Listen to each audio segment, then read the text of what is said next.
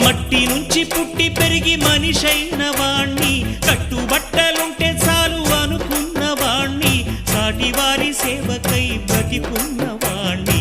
పుట్టినప్పుడు మనము తెచ్చిందే ఉంది, గిట్టినప్పుడు మనతో వచ్చేదే ఉంది.